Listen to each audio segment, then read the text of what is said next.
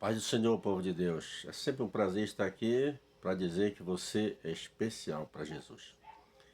Você, meu amigo, talvez inscrito nesse canal, que ainda não entregou a sua vida a Cristo, não perca tempo, procure uma igreja evangélica mais próxima da sua casa e aceite a Jesus como Senhor pessoal da sua vida. Minha Bíblia está aberta aqui na carta do nosso irmão Tiago, no capítulo de número 5, versículo 17 e o versículo 18. Diz assim a palavra de Deus: Elias era homem sujeito às mesmas paixões que nós, e orando pediu que não chovesse, e por 3 anos e 6 meses não choveu sobre a terra. E orou outra vez, e o céu deu a chuva, e a terra produziu o seu fruto. Eu quero falar nesse momento sobre a oração eficaz. É um dos temas que mais se prega na igreja sobre oração. Mas o bom seria não apenas a gente ouvir de maneira teórica, mas aplicar na prática a importância da oração. Orar é conversar com Deus, orar não é rezar. Rezar é uma repetição de palavras. Conversar com Deus é diferente. A gente olha para as páginas da Bíblia Sagrada e o próprio Senhor Jesus nos dá este grande exemplo que ele era de oração.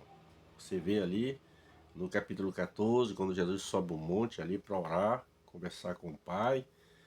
Você vê no Getsêmani Jesus também orando. E os próprios discípulos, numa certa feita, eles observavam que João Batista ensinava os seus discípulos a orar. E eles disseram: Senhor, ensina-nos a orar. E Jesus então deixou ali uma oração modelo que todo cristão, todo católico conhece. A oração do Pai Nosso. A oração do Pai Nosso, na verdade, é apenas uma oração modelo. Não tem nada a ver com a pessoa de Cristo. É apenas um modelo para que os discípulos pudessem ter assim um perfil de como orar.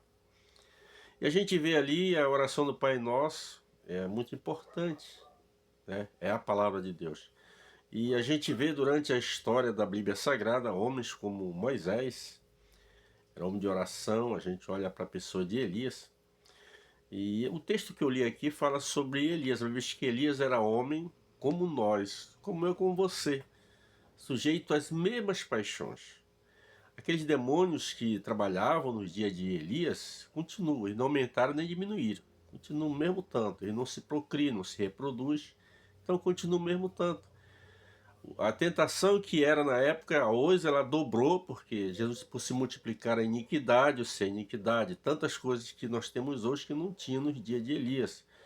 Não existia crack, não existia heroína, não existia maconha. Então isso significa multiplicação dos pecados, né? Por se multiplicar a iniquidade, que é pecado, o amor de muitos se friarão. Jesus falou isso. Então vai surgindo. Mas os demônios são os mesmos, eles usam apenas as formas de trabalhar diferentes de acordo com a época. Mas aqui Elias era homem como eu, como você, meu irmão, que passamos por aflições, passamos por dificuldade, passamos por momento bom da vida, não podemos esquecer isso também. Mas a Bíblia diz que Elias orou para que não chovesse. 3 anos e 6 meses não choveu. Depois esse mesmo Elias, sujeito às mesmas paixões, ele orou, e a Bíblia diz que o Senhor deu chuva e a terra produziu o seu fruto. Se você voltar lá para o capítulo 17 do livro de 1 Reis, a Bíblia diz que então Elias, o tesbita, morador de Gileade. A única coisa que nós vemos aí é que ele era da cidade de Gileade. Não sabemos nada sobre os parentescos de Elias. Não sabemos nada sobre eles. Se você estudar na Bíblia, você não vai encontrar nada a não ser a história que Deus marca sobre a vida de Elias, que foi um grande profeta. E pelo que temos na Bíblia, os maiores profetas do Antigo Testamento é justamente Moisés e Elias. Você vê lá no capítulo 17 do Evangelho de Mateus, no Monte da Transfiguração, quando Jesus foi transfigurado diante do Pedro, Tiago e João, quem estava ali? Moisés e Elias estavam ali para conversar com Jesus. Você vê que aí a diferença entre Moisés e Elias, que Moisés foi um profeta literário, ou seja, ele escreveu muita coisa, escreveu o Pentateuco, né? Escreveu o livro de Jó, alguns salmos escritos por ele, composto por ele. Já enquanto que Elias era apenas um profeta, não escreveu nada. Mas a gente vê que ele representa, Moisés representa a lei, e ele representa os profetas no modo geral. E a gente vê que esse nosso irmão Elias, ele chega com Acabe, Diz que nem orvalho nem chuva haveria nos últimos anos, segundo a sua palavra. O que é a pessoa ter comunhão com Deus? Se você quer ter comunhão com Deus, uma das regras básicas é uma vida de oração, leitura da Bíblia e se congregar. Não tem essa aí de dizer que não precisa se congregar, porque você precisa. A congregação, o lugar onde nós vamos, é a nossa barca de salvação. Você precisa se congregar, né? Então, a gente vê esses 3 pontos importantes: oração, a leitura da Bíblia e se congregar. Quando a gente vê a vida de Elias, ele era homem de oração, porque para chegar diante de um rei que nem Acabe, casado com Jezabel, uma mulher ímpia, uma mulher que havia construído um altar a Baal, uma mulher que servia a idolatria, porque ela trouxe lá da casa dos seus pais, dos Sidônios lá, ela trouxe a idolatria ali para infiltrar entre o povo de Deus, o povo de Israel. Então Elias chega ali e dá esta sentença para ele. O que leva uma pessoa a falar com tanta convicção? Nem orvalho e nem chuva haverá, segundo a minha palavra. Olha, era o próprio Deus falando pela boca de Elias. Por quê? Porque Elias ele era um homem de oração. Ele era um homem que conversava com Deus, mas mesmo assim, o nosso irmão Tiago diz que era sujeito às mesmas paixões. Você vê que Elias sai dali, e você conhece bem a história de Elias. Houve aquela seca muito grande, e você vê que depois, no capítulo 18, no versículo 41 em diante, já Elias aparece novamente, depois de 3 anos e meio. Apresentou-se a quem? A pessoa de Acabe. E quando você vê nesse versículo 41 ali, quando Acabe, após conversar com Elias, Elias vai para onde? Ele vai para um monte, e leva o moço com ele. E quando ele leva o moço com ele, a Bíblia diz que Elias agora, ele colocou a sua cabeça entre os joelhos, ou seja, colocou, numa linguagem bem simples, a boca no pó. O nosso irmão Jeremias, no capítulo 3, no versículo de número 29, do livro de Lamentações, ele diz: põe a tua boca no pó, talvez ainda haja esperança. Talvez você já orou de pé, que nem Josafá, Deus não respondeu a tua oração. Talvez você já orou deitado, que nem estava Ezequias doente, deitado numa cama, e talvez Deus não respondeu a tua oração. Talvez você já tenha orado de joelho, como o irmão Paulo, que disse: por causa de vós me coloco de joelho diante de Deus. Talvez você já tenha se colocado de joelho, e Deus não ouviu a tua oração de pé, não ouviu deitado, não ouviu de joelho, mas ainda tem uma esperança. Nosso irmão Jeremias diz: põe a tua boca no pó, talvez ainda haja esperança. E a gente vê que agora Elias bota o rosto no pó entre o seu joelho, ele e o moço dele, e aí ele diz: olha, tu vai lá para o monte e olha para a banda do mar. E o moço foi, olhou, voltou e disse: eu não vejo nada. Ele disse: torna lá por 7 vezes. E aquele moço foi ali por 7 vezes, e na 7ª vez ele retornou dali. Ele disse: olha, eu vejo uma nuvem que sobe do mar com uma palma da mão de um homem. E ele diz: olha, avisa Acabe que é abundante ruído de chuva, para ele aparelhar o seu cavalo e sair fora, porque a chuva vai pegar ele se ele não fizer isso. Enegreceu o céu, e de repente a chuva bateu com vontade, chuva com vento, e assim Deus cumpriu ali as palavras do profeta. Quando nós vemos nesse fato aqui da oração de Elias, uma oração eficaz, 3 coisas me chamam a atenção. Em primeiro lugar, não devemos desistir de orar diante das promessas de Deus. Se Deus prometeu algo para você, mas não pare de orar. Ore até que essas promessas se cumpram. Então Elias ele permaneceu orando até que se cumprisse. A segunda coisa que me chama a atenção na vida de Elias nessa oração é que ele se prostra com o rosto em pó, no pó, entre o seu joelho, né?